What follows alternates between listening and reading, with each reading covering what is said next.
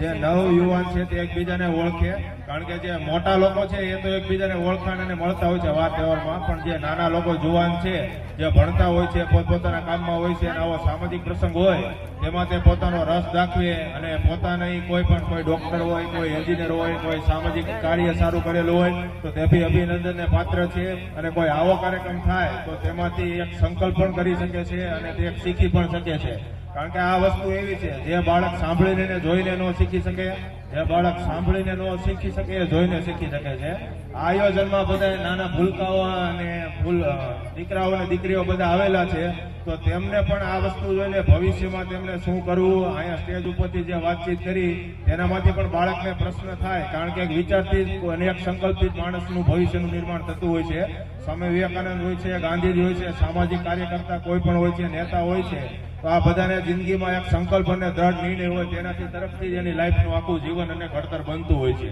અને બીજી વાત કરજો સેવાકીય વસ્તુમાં, તો જે પાણી અને પ્રકૃતિ એ જ ભગવાન છે અને એ કાંઈ બીજી વાર આપણે પાણી છે એ કાંઈ બની શકતું નથી.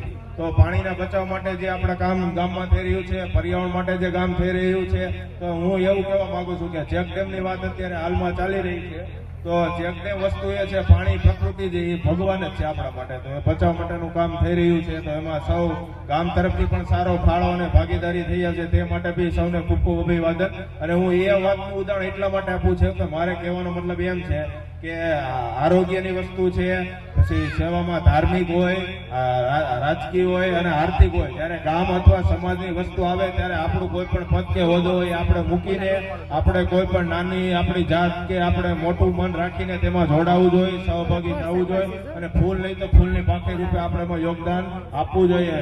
કોઈ પણ હોય, લેડીઝ હોય, જેન્ટ્સ હોય, કોઈ પણ હોય, પોતપોતાના રૂપે એમાં આપણે યોગદાન આપવું જોઈએ. આપણો ધર્મ છે. અને ગામની વાત આવે, સમાજની વાત આવે ત્યારે કોઈ પણ હોદ્દેદારો હોય, નાના મોટા ન જોઈને તેમાં સહભાગી થવું જોઈએ અને ઉપયોગી થવું જોઈએ. અને આમાં બધી વસ્તુ સાઈડમાં મૂકીને આપણે સહયોગ અને તેમાં ઉપયોગી બનવું જોઈએ. અને આવી જ રીતે જો સરકાર એમના કાર્યો કરી રહી છે, પણ આપણે પણ કમિટી બનાવીને આપણી રીતે નિર્ણય કરીને આપણી રીતે ફાળો કરીને લોકખંડ ભાગીદારીમાં આપણે ઉપયોગી બનીને સારું ગામને સુવિધા આપી શકીએ છીએ. હવે ટૂંકમાં તમને 2 પોઈન્ટ કહી દઉં. ઉત્તર ગુજરાતમાં એવા 2 થી 3 પંચાયતના ગામડા છે, ચરોતરમાં બી છે. અને મેન વસ્તુ તો એ છે કે ત્યાં બધી વ્યવસ્થા છે અને ત્યાંથી અત્યારે ફોરેનમાં જવાનો ઘણો બધો ટ્રેન્ડ ચાલી રહ્યો છે અને બાળકો જાય બી છે. નો ડાઉટ સમય પ્રમાણે ચાલવું પડે અને પરિવર્તન પણ જરૂરી છે. પણ તો મારું કહેવાનું એમ છે શિક્ષણ, આરોગ્ય અને આ જે મેન પાયાની સુવિધાઓ છે આ બધી સરકાર બધાને બધી પૂરી પાડી શકતી નથી.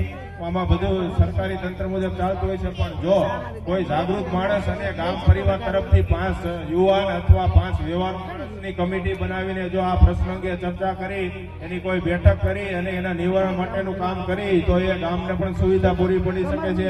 એ કોઈ પણ પ્રકારની હોય, શિક્ષકીય હોય, ધાર્મિક હોય, આર્થિક હોય કે પ્રકૃતિ તરફ બાબતની કોઈ પણ કાર્ય હોય તો એ પાર પાડી શકાય છે. તથાસ્તુ. જય હિન્દ, જય ભારત.